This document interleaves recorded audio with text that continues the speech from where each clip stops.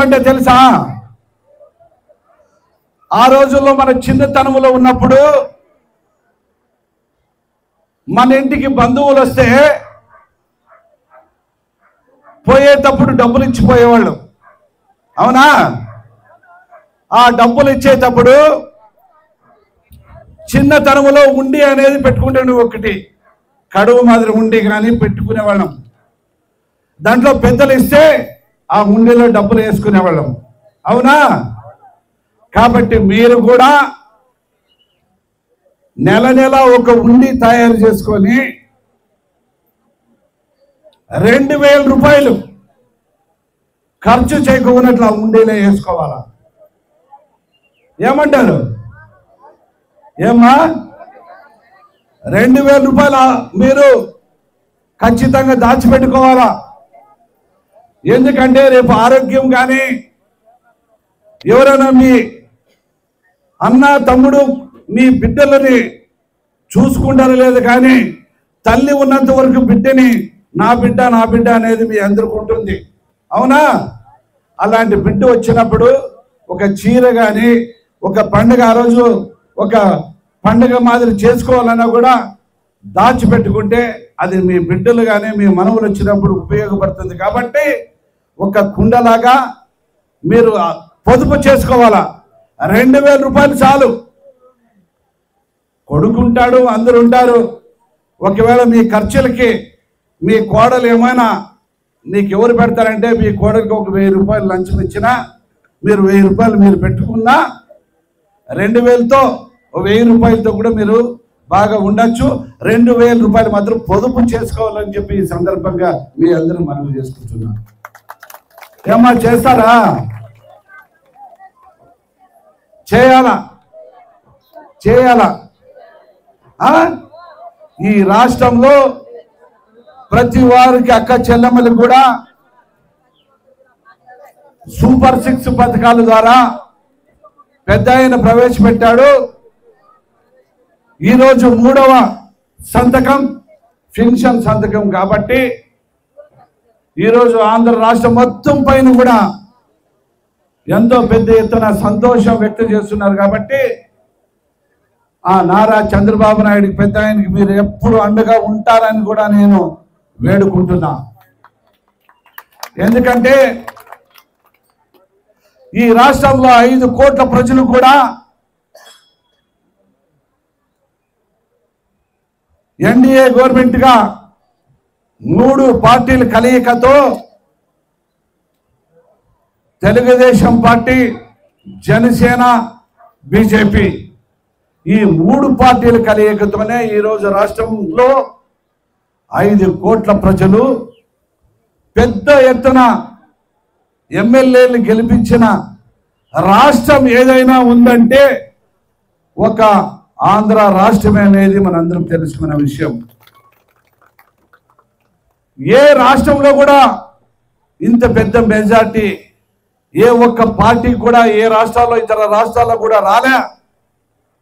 మన రాష్ట్రంలో 175 సీట్లకు 164 సీట్లు అందించిన ఘనత మన ఆంధ్ర రాష్ట్రం అనేది మన అందరికీ తెలిసిన, ఇతర రాష్ట్రాలకు తెలిసిన విషయం.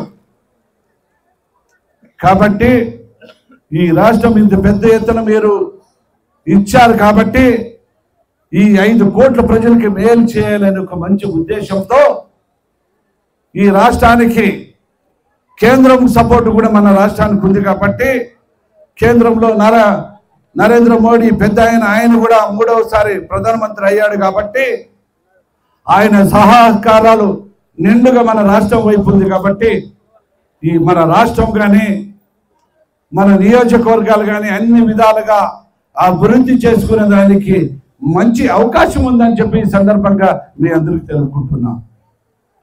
అదేవిధంగా ఈ గుంటకల్ నియోజకవర్గం అక్క చెల్లెమ్మలకి అన్నదమ్ములకి అందరూ కూడా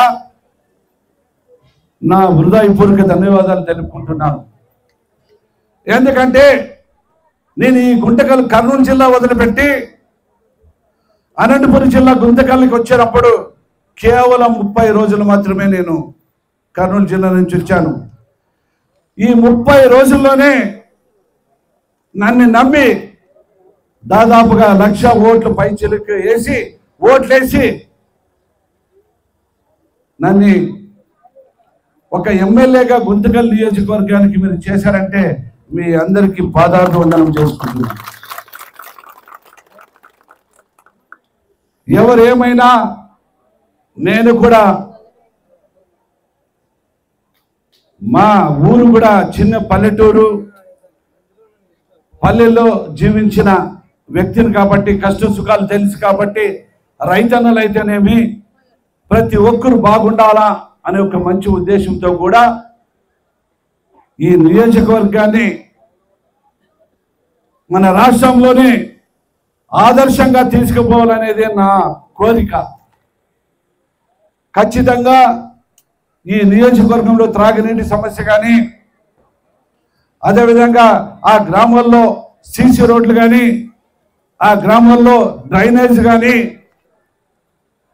రైతులకి నీరు అందించేది కానీ అన్ని విధాలుగా అభివృద్ధి బాటలో నడుపుతానని చెప్పి ఈ సందర్భంగా నేను మనవి చేసుకుంటున్నా.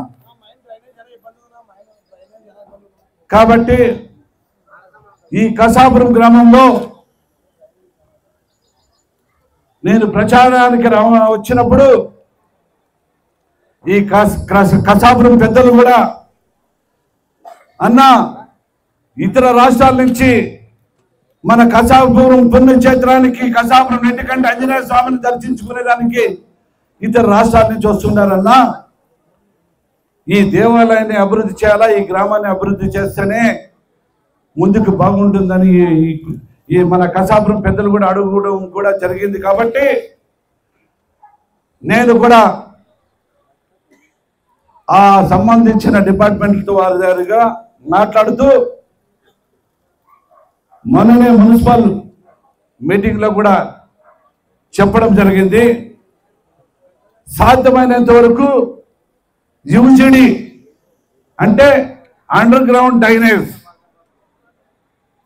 చేయించేదానికి కూడా, ఎందుకంటే ఈ బయట కాలువలు నిండి బయట నీళ్లు పోతున్నాయి, అది లోపలనే నీళ్లు పోయేదానికి కూడా ప్రయత్నించి ఈ కసాపురం నెట్టికంటి ఆంజనేయ స్వామి దేవాలయాన్ని, ఈ కసాపురాన్ని అభివృద్ధి బాటలో నడిపేదానికి కూడా ఫస్ట్ ఈ కసాపురాన్ని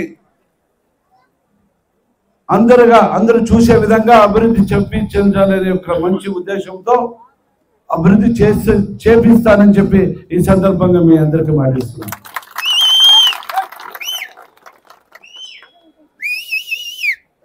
నేను ఈ కసాపురం గ్రామంలో కోరా నాకు తెలిసిన ప్రకారంగా ఈ కసాపురం నుంచి ఏ ఒక్క ఓటు వేసినా కూడా, ఒక్క ఓటు ఎక్కువ వచ్చినా కూడా వారే ఎమ్మెల్యే దానికి అని ఎంతో మంది పెద్దలు చెప్పడం కూడా జరిగింది. కాబట్టి ఆ మాట ప్రకారంగా ఈ కసాపురంలో నాకు మంచి మెజారిటీ ఇచ్చి గెలిపించిన ప్రతి ఒక్కరికి పేరు పేరు నా హృదయపూర్వక ధన్యవాదాలు. ఆ కౌంటింగ్ అనేటప్పటికీ అందరూ గమనిస్తున్నారు. మన తెలుగుదేశం నాయకులు, మన పార్టీ పెద్దలు, మన కార్యకర్తలు, అన్నదమ్ములు కూడా గమనిస్తూ కసాపురంలో మెజార్టీ తెలుగుదేశం పార్టీకి వచ్చిందనే అప్పుడే అందరూ సంతోషపడ్డారు. మధ్యలో 2-3 రౌండ్లు కొంచెం ఇంచుమించు అయిన తర్వాత మరి అందరూ ధైర్యం ఏమనుకున్నారు తెలుసా?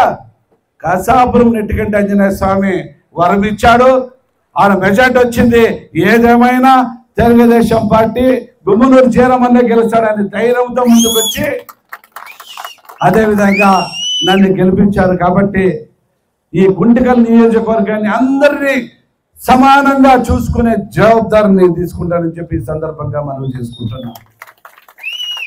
అందరూ కూడా సమానమే. ఆ రోజుల్లో ఎలక్షన్లో నేను ప్రచారం చేసే విధంగా ఏ ఒక్కరు వచ్చినా కూడా పనిచేసి పెడతాననే సందర్భంగా నేను మాట ఇచ్చానో అదే మాట ప్రకారంగా ఏ ఒక్కరు వచ్చినా కూడా పనిచేసి పెడతానని చెప్పి ఈ సందర్భంగా మీ అందరికి మనవి చేసుకుంటూ ఇలాంటి మంచి మంచి కార్యక్రమాలు ఈరోజు ఇది మొట్టమొదటిసారి ఈ పెన్షన్ కార్యక్రమం చాలా అద్భుతమైన కార్యక్రమం. కుటుంబాన్ని పోషించుకునేదానికి ఎంతో సహాయపడేదానికి ఈ పెన్షన్ కార్యక్రమం అద్భుతంగా నడిచింది. కాబట్టి ఇక్కడికి వచ్చిన ప్రతి ఒక్కరికి పేరు పేరున హృదయపూర్వక ధన్యవాదాలు తెలుపుకుంటూ సెలవు తీసుకుంటున్నాను.